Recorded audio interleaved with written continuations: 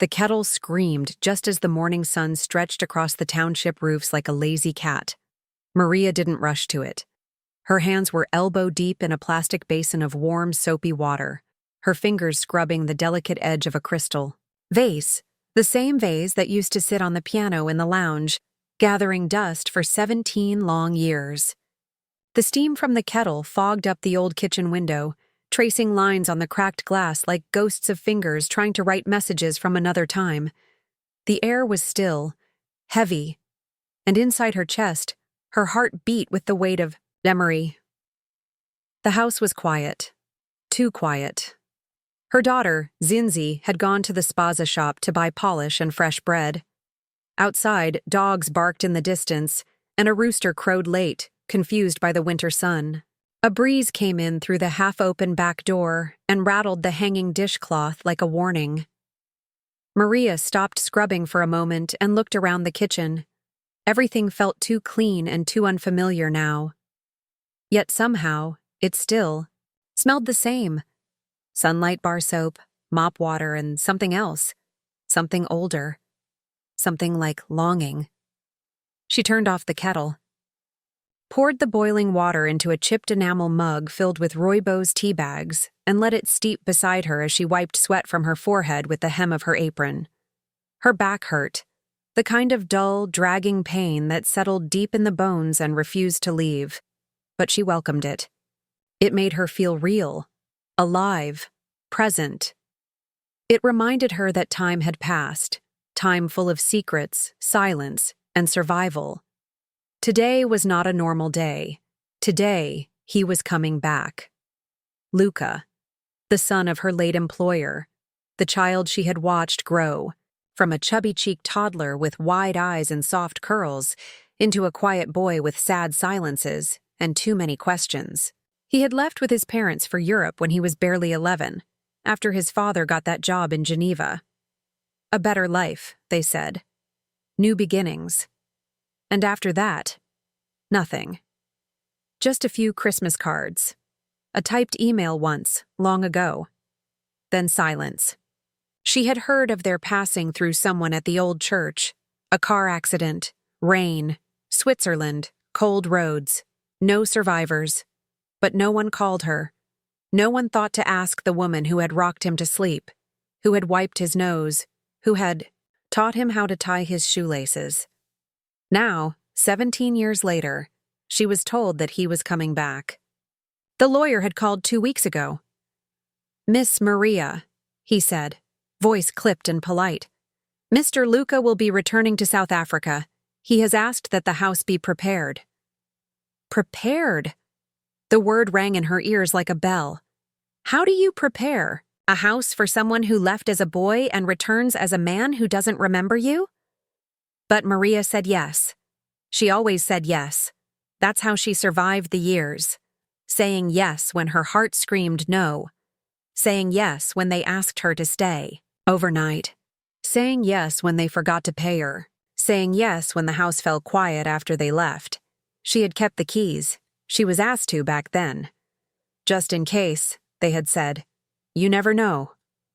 So every few months she'd come by, sweep, dust, make sure the windows weren't broken. She'd open the curtains to let in light, and then shut them again before leaving. It was like tending a grave. But this was different. This time, the house had to breathe again, and so she scrubbed. Every tile, every corner. She wiped cobwebs from windows that hadn't been opened since the World Cup. She washed bedsheets yellowed with time and hung them under the winter sun. She polished the old wooden floors, though her knees cracked with each bend. She swept the back stoep where Luca once played with his toy trucks, and where his father once smoked alone at dusk, thinking no one was watching. Zinzi helped when she could, though she didn't understand. "Ma, why do you care so much? They forgot about you," her daughter said 2 nights ago as they cleaned the dusty living room together. Maria didn't answer. Not with words. She just looked at the photograph on the mantel, one of the few still standing. It showed Luca, at age 6, on his birthday, grinning with chocolate cake on his chin. Maria stood behind him, smiling wide, her hand on his shoulder like a mother's. The parents stood further back, stiff, distracted, dressed in clothes too expensive for their hearts. Zinzi had looked at the photo, then back at her mother. "You really raised him, didn't you?" Maria said nothing, just turned back to the dishes. There are truths too old and too deep to speak aloud. And now, this morning, everything was ready. The beds were made. The curtains were washed and pressed. The carpets had been beaten of dust and sadness. A fresh pot of chakalaka bubbled gently on the stove, filling the house with a warm, spicy scent. Outside, the sky wore the soft blue of early winter, and the sun pressed golden light into the corners of the room. Maria walked slowly through the house, wiping her hands on her apron, checking every room one last time. In the master bedroom, she paused at the dresser, where she had left a single fresh marigold in a water glass. She didn't know why. Maybe just to say, someone still cares. Her heart beat faster now. Her hands trembled slightly. She wasn't sure what she was expecting. A hug? A tear? Nothing at all? She had aged, yes. Her hair had gone gray at the temples. Her face wore deep lines that told stories no one asked to hear. But the love? The love was untouched. She stood at the front door and looked down the long gravel path leading to the road. Then, a sound. A car engine. Tires crunching on gravel. She froze. And somewhere, deep inside her, behind the tired eyes and cracked heels and silent ears, a memory stirred. A boy's laugh. The smell of baby powder, a small hand in hers. Maria straightened her shoulders. He was here. The door creaked open before he could even knock. Maria stood there in her faded floral apron, hands nervously wringing a dish towel. Her breath caught in her throat. The boy she had last seen in school shoes and knee-high socks now stood tall, in dark jeans and a navy coat, carrying nothing but a duffel bag, and eyes that looked like the wind had lived in them too long. He hesitated at the threshold, looking past her into the hallway like he wasn't sure he had the right house. "Hi," he said softly. His voice was deeper than she expected, but the tone, polite, almost unsure, was still the same. Maria stepped aside, nodding. "Come in, child." He stepped in, ducking slightly out of habit, though he didn't need to. His shoes left, faint prints on the clean floor she'd just waxed. He looked around slowly, his eyes scanning the living room, the archways, the photographs, pausing just slightly at the one on the mantel. She watched him. Every movement, every glance. "This place hasn't changed much," he said after a long silence, dropping his bag near the couch. His accent was a strange mix now, South African vowels smoothed over by years in Europe. "I kept it ready," Maria said gently, closing the door behind him. "Just in case." He turned toward her, confused. "You're the housekeeper?" She smiled, but her eyes flinched. "I was." He nodded slowly. "Right. I think I remember you. You used to work here when I was little, right?" She didn't answer. Instead, she reached for the teapot. "You must be tired. Let me make you something." "No. No, it's okay," he said, looking around again. "Honestly, I just needed to see it for myself. The house. I wasn't sure if I'd even come inside, but—" His voice trailed off. Maria poured the tea anyway. She brought it to the table and sat down across from him, like it was any other. "Afternoon." He remained standing, awkward, still scanning the room like it was part museum, part dream. "You remember the garden?" she asked softly, nodding toward the window. He glanced out. The lemon tree still stood, thin but alive. Its branches stretched toward the winter sun like hands praying for warmth. A swing hung from one of its arms, old frayed rope, the wooden plank faded with time. "You used to sit on that swing for hours," she said.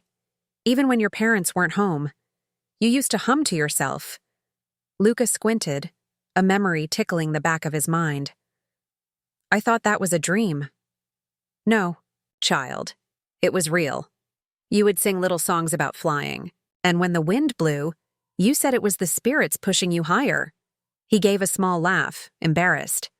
That sounds like something a weird kid would say. You weren't weird, Maria said, serious now. You were lonely.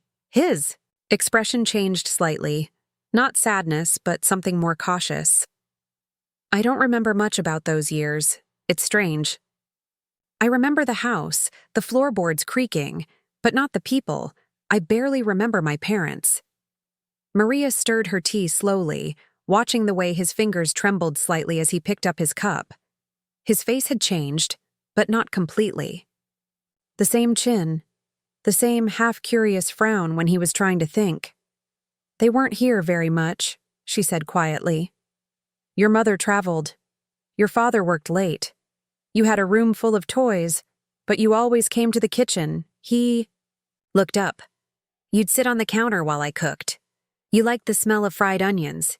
You hated the vacuum cleaner. You called me Riri, because you couldn't say Maria properly. A long silence fell between them. The air in the room thickened. Somewhere outside, a car door slammed, and then silence returned. I didn't know, he said finally.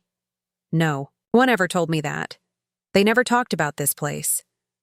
After they died, I tried to find out more, but everything was just gone. Letters, photos. Even the lawyer didn't know much. You were just a boy, she said gently. You were taken away so quickly. Nobody thought to explain. Luca's hands tightened around the mug. I've been angry for so long. At them. At the silence. I thought maybe if I came back here, I'd remember something that made sense. Maria stood slowly, walked to the sideboard and pulled out a small, wrapped bundle. A faded cloth tied with a ribbon, she placed it gently in front of him. What's this? He asked. Pieces, she said. Of your story. He untied the cloth, revealing a small collection of items, a blue sock with a tiny plane stitched on it, a dried leaf with your child handwriting saying, For Riri, a drawing of a house with 3 stick figures, one tall, one medium, and one short, all holding hands, and a photo, him, laughing in a bathtub full of bubbles. Maria's hand was visible in the corner, holding a rubber duck. Luca stared at, duh. His mouth opened, but no sound came out. Tears filled his eyes. That's you, Maria nodded, her eyes soft but steady. You always called me when you were scared. Not your mama, not your papa, me. He sat down slowly. His whole body slumped, like something inside had broken open. I don't know how to feel right now, he whispered. You don't have to know today, she said. But know this. You were loved. Even when they were too busy, too far, too tired. I loved you. He looked up, eyes red. Why didn't anyone tell me? Because they didn't see me, she said finally. Not really. I was just the maid, the one in the background. But you saw me. You never forgot to say goodnight. You never forgot my birthday. Even when you were 5, he covered his face with both hands. Silent. Trembling. Maria stood and gently placed a hand on his shoulder. Sometimes, child, she said softly, the people who raise us aren't the ones in the photos. They're the ones behind the door, waiting, cleaning, keeping the light on. The house creaked in the silence. The lemon tree swayed gently outside. The smell of chakalaka filled the air like an old song. And in that moment, the man who didn't began to remember everything. The sky had shifted by the time they finished the tea. Clouds rolled in low and slow, casting long gray shadows through the windows. The air in the living room thickened, not just with memory, but with something unspoken. Maria sat quietly, across from Luca, watching him sift through the small bundle she'd given him. His hands were careful now, almost reverent, as if touching holy relics. There was a silence between them, not uncomfortable, but heavy. A silence that held years. Finally, Luca looked up, eyes still damp. "Why did you keep all this? The sock, the drawing, even the bath photo?" Maria folded her hands in her lap. "Because they were mine, my memories of you. No one else was going to keep them, so I did." He leaned back into the couch, rubbing his hands over his face. "I feel like I've been robbed of something. Like I lived someone else's childhood." She nodded slowly. "In a way, you did." Then, without another word, she stood up and walked toward the hallway. Her footsteps were slow and deliberate, her frame slightly hunched, the weight of what she was about to do clearly visible on her shoulders. Luca sat frozen, unsure whether to follow her or stay seated. Moments later, she returned holding a box, smaller than the last bundle, older. The wood was scratched, the latch rusted. "This," she said, placing it between them, "is what I never meant to share. But maybe now it's time." Luca hesitated. "What is it?" "Letters, photos, records." She looked down. "Things I kept hidden." He opened the box slowly. The first thing he saw was a hospital bracelet, yellowed with age, with a name he didn't recognize. Luca Mthembu. His eyebrows drew together. This isn't my surname." Maria didn't speak. She only watched as he pulled out the next item, a black and white baby photo, edges frayed. The child in the photo was unmistakably him. Same eyes, same small cleft on the chin. But the woman holding him wasn't his mother. It was Maria. Younger. Glowing. Her face rested against the baby's, eyes full of love and weariness. "What is this?" he whispered, looking up at her. She took a deep breath. "I gave birth to you in 1993, she said quietly, "in the back ward of a government hospital in Khayelitsha, alone. I named you Luca because it sounded soft, safe. Your father had left by then, gone without a trace." He stared at her. "That can't be true," he said, voice trembling. My real parents, they were white. They were the ones who raised you after me," she said, not flinching. "Your mother, Madame Elna, worked with the NGO where I cleaned. She couldn't have children. I was young, poor, and desperate, and she made an offer. Money. A better life for you. They promised to adopt you legally. I was told I'd still see you, that I'd work in the house and watch you grow, even if you didn't know." Luca's mouth opened, but no sound came. His face went pale. You're saying you're my—" "Yes," Maria said. "I'm your mother." The words hung in the air like smoke, thick and choking. Outside, a distant thunder rumbled over the township roofs. Luca stood backing away as if the floor beneath him had cracked. No, that's not possible. You can't just say that after all these years." "I know," she said, voice shaking now. "I should have told you earlier. I tried." She reached into the box and pulled out a stack of old letters, envelopes stained with time, some still sealed. "I wrote to you every birthday, every Christmas. I never posted them. They said it was better if you didn't know." He took one of the letters. His name was written in a careful, familiar hand. Luca, 2002. He opened it with trembling fingers. "My dear son, you turned 9 today. You lost your front tooth. I saw it under the pillow before the tooth fairy came. I cooked your favorite food, fried chicken and yellow rice, even though I couldn't serve it to you. I watched you blow out the candles. You laughed so loud, I swear the house shook. I love you more than I have words." The letter fell from his hands. He stared at her, disbelief and pain wrestling in his eyes.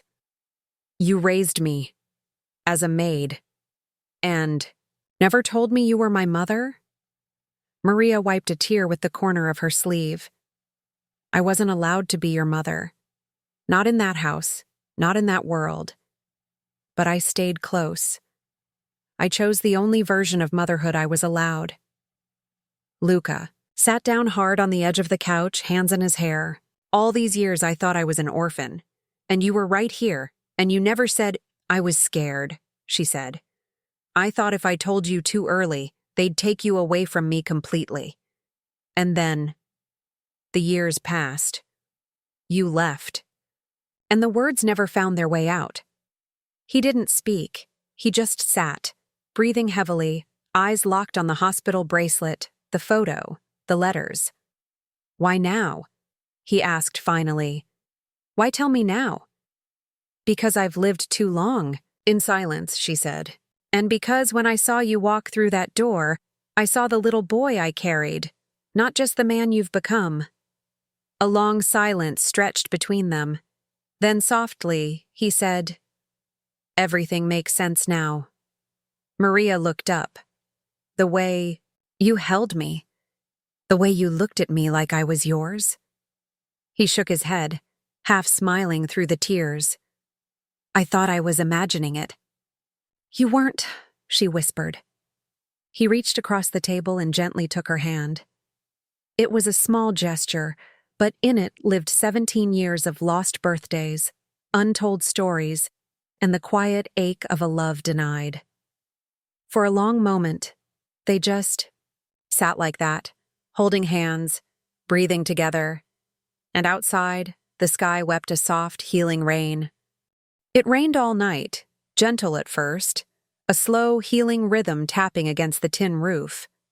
Then stronger, louder, like a sky grieving. The kind of rain that wakes something old in your bones. Maria sat in the kitchen, a blanket wrapped around her shoulders, her eyes fixed on the flickering candle by the window. The electricity had gone out hours ago.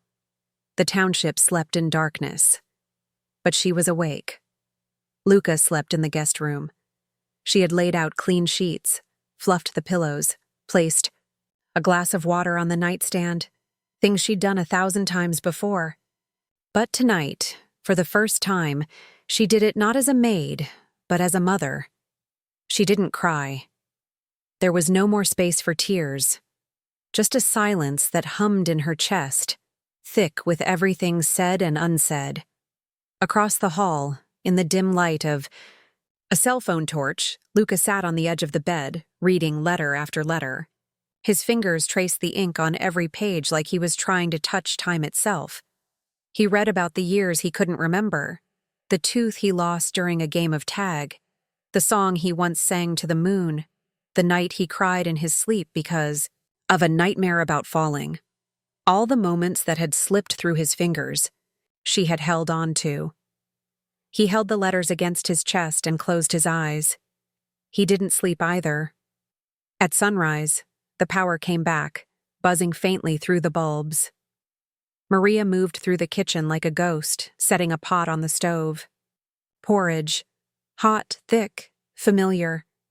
The kind her mother used to make with salt instead of sugar. The kind poor people learned to love.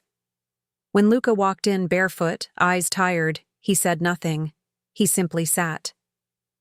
Maria poured the porridge into a bowl and placed it in front of him. He took a spoonful and nodded slowly. I remember this, she smiled faintly. You used to complain about the lumps. I still hate the lumps, he said, chuckling quietly.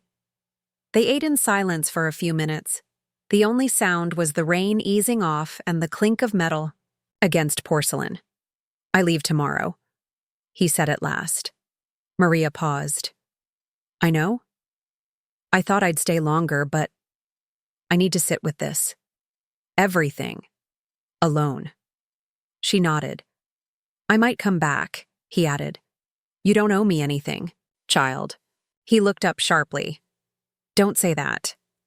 It's true, she said gently. I gave you away. I stayed close, yes, but I still let them take you. You were 19, he said, almost defensively. With nothing. What else could you have done? I could have run, she said. I could have taken you far, hidden you, but I didn't. I gave you to a world I thought would love you more than I could. I gave you to a name that would open doors I could never unlock. He was quiet for a long time. You gave me away, he said softly, but you never left. Maria looked at him. The boy who had become a man. A man carrying so many missing pieces now slowly returned to him, heavy in his hands. You raised me, he continued, even if I didn't know it, even when they didn't let you. A long breath left her lungs. Not sadness, not joy, but release. Then he stood, walked over, and bent to kiss her forehead. Her breath caught. I don't know what to call you now, he whispered. Riri? Mama? Maria? You can call me whatever your heart allows, she said. But whatever name you choose, I will answer. He smiled through the ache in his chest. They sat together for a while, watching the street outside brighten under the first dry light in days. Children began to play again. Dogs barked. Taxi horns returned. Life was moving forward. Later that afternoon, they walked through the house together, room by room. He asked about things he never thought to ask. Who built the stone bench in the garden, Maria's father, where the piano came from, Madame Elna's wedding gift, who painted the blue hallway wall, Luca, at age 4, with a spoon and food coloring. She never cleaned it properly. Each answer was a thread in a tapestry being slowly rewoven. When they reached the small spare room, the one Maria had always used to store brooms and boxes, he paused at the door. What was this room? Maria hesitated. It was yours. He looked inside. Empty now, but he could see it. The outlines of a crib once pushed against the wall, a mobile hanging from a broken hook in the ceiling. I kept it like this for years, she said. Even after you left. Just in case. He nodded. Then, without speaking, he took the last photo from the bundle, the one of them in the bath, and placed it on the little shelf by the window. It felt right. By evening, he packed his bag. She helped him fold his clothes, tucked in the socks. Slipped in 2 letters she hadn't shown him yet. For later, she said. At the door they stood in silence again, but this time it was a good silence, a silence full of understanding. I'll call, he said. She smiled. I'll answer. I'll visit. I'll wait. And then, as the taxi pulled up, he hugged her. Not a polite hug. A full, breaking, healing hug. The kind of hug that said, I know now. I see you. I carry you inside me. He stepped into the car. She waved from the stope, her figure small but strong. As the car drove away, Maria turned back toward the house. It felt different now, not because he had returned, but because she had finally spoken. She walked back inside, lit a candle, and sat, down at the kitchen table. There was no music, no grand ending, just the quiet hum of a house that finally knew its truth. She placed a hand on the letters still in the box and whispered to herself, He knows. That's enough. And as night came, again the house stood still, not empty, not waiting, just full of memory, where the light still lived.